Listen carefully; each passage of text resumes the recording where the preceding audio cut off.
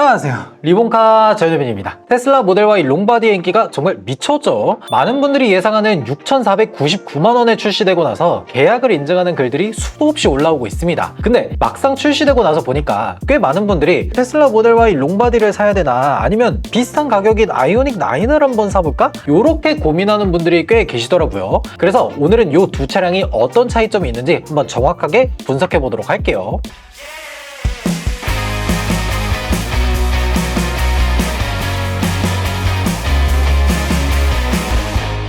가장 먼저 모든 내용을 시작하기에 앞서서 말씀드릴 게 있는데, 이 두 차량은 체급 차이가 있습니다. 테슬라 모델 Y 롱바디는 중형보다 조금 더 큰 차량이라고 봐야 되는 게 맞고, 아이오닉 9은 준형 SUV죠. 이거는 재원상 차이가 분명하게 말해줍니다. 모델 Y 롱바디는 휠베이스가 3040mm고 아이오닉 9은 3130mm예요. 이거는 전장 재원에서도 차이가 나지만 전기차는 국내 법규상 휠베이스가 3050mm를 넘느냐 넘지 않느냐, 요걸로 중형과 대형을 구분하거든요.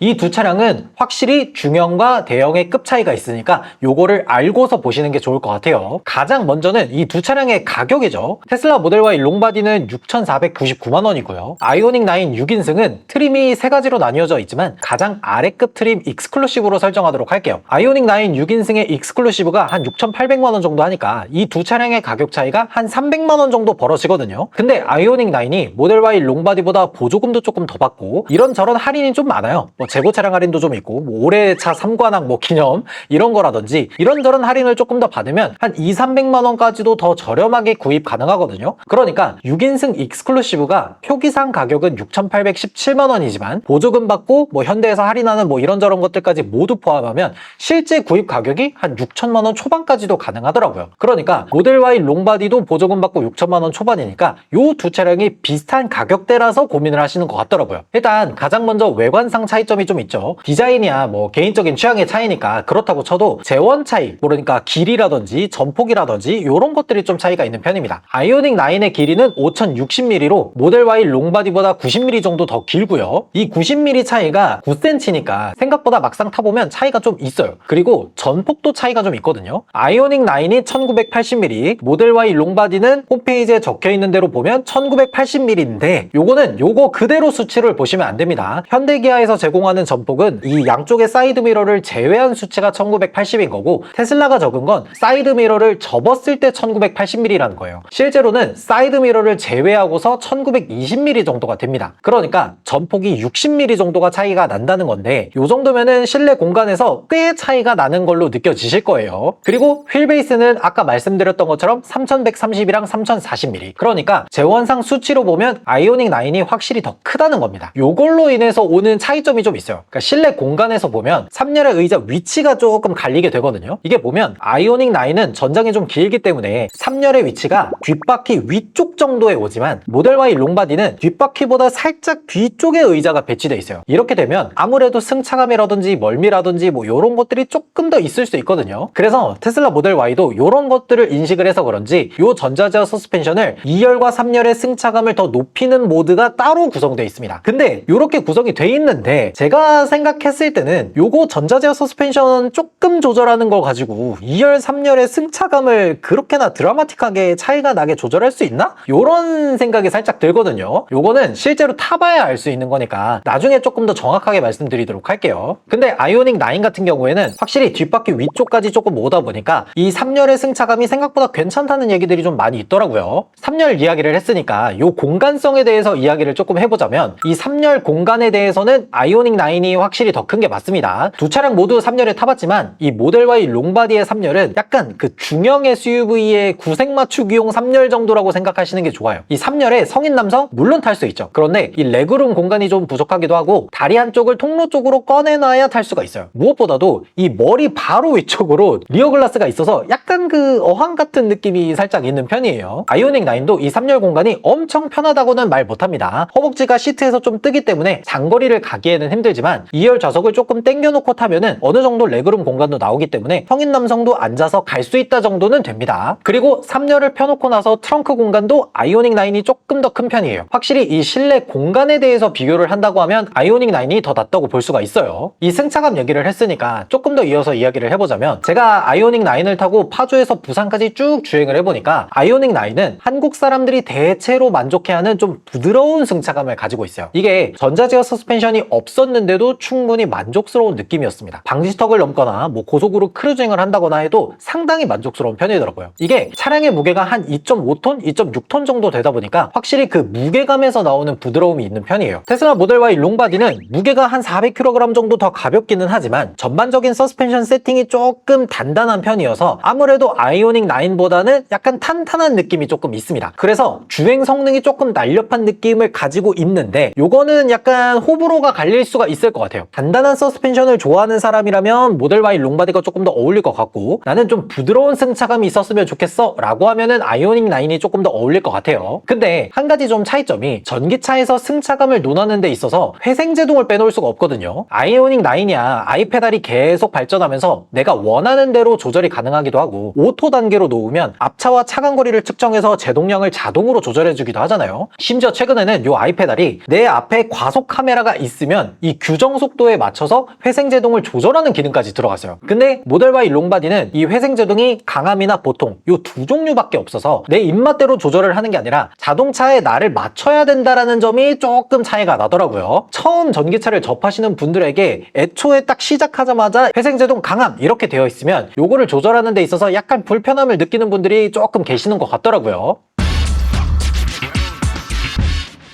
요 다음으로는 옵션이죠. 일단 출력. 요건 말해서 뭐해. 테슬라가 무조건 낫습니다. 기본적으로 시속 100km까지 가속 시간이 5초고, 출력상으로 보면 전륜 215마력, 후륜 300마력이 들어가는데, 아이오닉 9은 깡통 트림에서 후륜에만 218마력짜리 모터가 하나 들어가요. 무게가 2.5톤인데 솔직히 218마력은 많이 부족하다라는 느낌이 들죠. 일반적으로 시내도로를 주행한다거나 뭐 저속에서는 크게 문제가 안 되는데, 뭐 고속도로에서 추월을 한다거나 요럴 때에는 살짝 답답할 수 있습니다. 그렇다고 해서 4륜구동 옵션을 넣는다고 하면은 뭐 H트랙 1 기준으로 308마력, H트랙 2 기준으로 428마력인데 각각 280만원, 370만원으로 가격이 좀 있는 편이에요. 그리고 전기차에게 있어서 가장 중요한 거 배터리죠. 아이오닉 9은 110kWh가 들어가 있고 19인치 휠 기준으로 인증받은 주행 가는 거리는 532km입니다. 확실히 500km 정도는 넘게 가요. 제가 H트랙 2 들어가 있고 21인치 휠 들어간 아이오닉 9으로 파주에서 부산까지 장거리 뛰었을 때 약 480km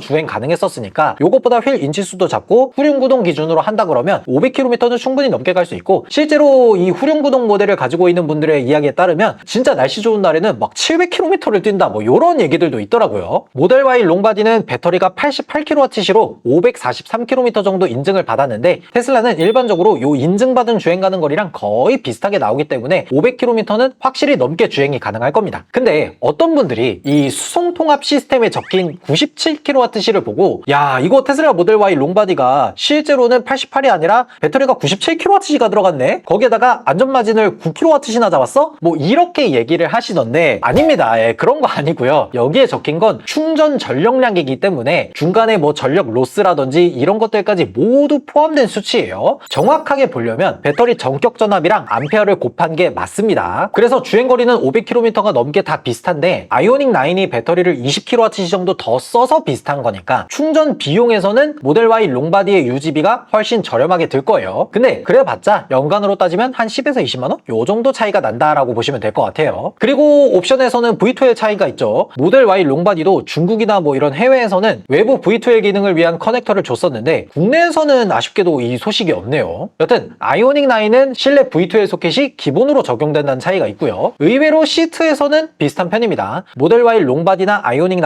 6인승 모두 2열의 통풍 열선 시트가 기본으로 적용되고요. 전동 리클라이닝도 전부 지원이 돼요. 근데 한 가지 아쉬운 거는 아이오닉 9 깡통에서는 메모리 시트가 기본으로 들어가지가 않습니다. 이거 메모리 시트 넣으려면 6인승 컨비니언스 플러스라는 40만원짜리 옵션을 넣어야 메모리 시트 옵션이 생기고요. 그리고 또 옵션의 차이라고 하면 모델 Y 롱바디는 전방에 카메라가 생기면서 어라운드 뷰가 가능해졌죠. 아이오닉 9은 깡통 트림에 어라운드 뷰가 기본으로 들어가지가 않아요. 파킹 어시스트라는 옵션을 넣어줘야 돼요. 요거 안 넣으면은 후방 카메라만 들어가니까 있으니까 요거는 주의하셔야 되고요. 그 외에도 모델 Y 롱바디는 감시 모드로 블랙박스가 기본 지원이지만 아이오닉 9은 빌트인 캠 2를 넣어줘야 되고요. 사운드에서도 모델 Y 롱바디는 우퍼 포함 19개의 스피커가 기본이지만 아이오닉 9은 기본 8개고 보스 프리미엄 사운드를 넣는다고 해도 우퍼 포함 15개예요. 옵션만 놓고 봤을 때는 테슬라가 좀 더 우위에 있다 라고 봐도 되겠죠. 그리고 여기서부터 조금 차이가 큰데 인포테인먼트하고 주행보조예요. 인포테인먼트는 모두 다 아시다시피 모델 Y 롱바디는 16인치 디스플레이 하나, 2열에 8인치 디스플레이 하나 요렇게 들어가 있고 이 두 가지 디스플레이에서 모든 걸 조절하도록 돼 있잖아요. 심지어 기어 시프터도 없죠. 기어 시프터를 이 디스플레이 위쪽에서 이렇게 해야 돼요. 요런 것들 때문에 망설이시는 분들이 꽤 계시더라고요. 반대로 아이오닉 9은 12.3인치 디스플레이 2개에 물리 버튼들도 대체로 다 살아있고 기어 시프터도 따로 있어서 취향 차이가 꽤 많이 갈릴 것 같더라고요. 그리고 말 많고 탈도 많은 요 주행 보조 시스템, 아이오닉 9은 HDA2, 테슬라는 오토파일럿 기준으로 이야기하도록 할게요. 일단 성능만 놓고 봤을 때는 확실히 오토파일럿이 낫습니다. 뭐 중앙 유지라든지 앞차와의 거리를 유지한다든지 장애물 회피 요런 주행 성능에 대해서는 테슬라가 훨씬 더 좋은 편인데 딱 하나 불편한 거는 내가 예를 들어서 오토파일럿을 켜고 있어. 근데 차선을 변경하려면 오토파일럿을 일단 끄고 차선 변경한 다음에 오토파일럿을 다시 켜주는 방법밖에 없습니다. 반면에 HDA2는 성능에 대해서는 대체로 오토파일럿보다 낮은 편인데 로컬라이징이 조금 잘 돼 있어요. 과속 카메라가 나오면 속도를 규정 속도에 맞게 줄여주는 기능, 자동 차선 변경 같은 거 기능이 들어가 있고 요런 게 싫다라고 하면 그냥 깜빡이 켜고 차선 변경하면 알아서 자동으로 HDA2가 활성화되는 요런 로컬라이징이 돼 있기 때문에 오히려 HDA2를 조금 더 선호하시는 분들이 계시는 것 같기도 하더라고요. 그러니까 나는 이 주행 보조에게 있어서 신뢰도가 더 중요해 라고 하는 분들은 오토파일럿을 더 선호하고 뭔가 로컬라이징이 잘 돼 있어서 과속 카메라나 이런 거에 좀 덜 걸리게 한다 요런 것들에 대해서는 아이오닉 9의 HDA2가 조금 더 나은 편인 것 같더라고요. 물론 언제가 될지 모르겠지만 FSD가 한국에 풀리게 되면 당연히 테슬라가 훨씬 낫겠죠. 종합적으로 정리를 좀 해보자면 가격에서 보면 모델 Y 롱바디나 아이오닉 6인승 깡통 기준으로 보조금 포함 비슷한 가격이 맞다. 그리고 공간성 요거는 아이오닉 9이 급이 더 높은 만큼 확실히 더 좋다고 할 수 있겠고요. 옵션 부분에서 따져보면 모터 성능, 사운드, 디스플레이 이런 것들을 따져봤을 때 모델 Y 롱바디가 좀 더 낫다고 봅니다. 근데 제가 혹시 해서 아이오닉 9을 모델 Y 롱바디랑 거의 비슷한 옵션으로 한번 맞춰봤거든요. 그렇게 되면은 뭐 H트랙2도 넣어야 되고 빌트인 캠도 넣어야 되고 뭐 파킹 어시스트부터 해서 뭐 이런 시트 옵션까지 모든 것들을 다 넣다 보면은 한 800만원 정도 아이오닉 9이 더 비싸더라고요. 마지막으로 주행 보조는 확실히 테슬라가 현재 기준으로 봤을 때 잘하고 있고 앞으로 몇 년 뒤를 생각했을 땐 FSD라는 높은 고점을 가지고 있어서 더 나은 것 같더라고요. 나는 사람이 탈 일이 좀 많아 그리고 공간성이 좀 큰 차가 좋다 라고 하면은 아이오닉 9이 조금 더 좋은 것 같고 3열에 사람이 자주 타지는 않고 가끔 타는데 새로운 기술이나 옵션들이 기본화되어 있는 게 좋다 그리고 나는 나중에 FSD를 월간 구독이나 900만원을 내고서라도 구입을 하겠다 라고 하면은 모델 Y 롱바디가 괜찮은 것 같더라고요. 여러분들은 이 두 차종 중에서 어떤 차를 구입하실지 댓글로 남겨주시면 좋을 것 같습니다. 지금까지 저는 리본카 전유빈이었습니다.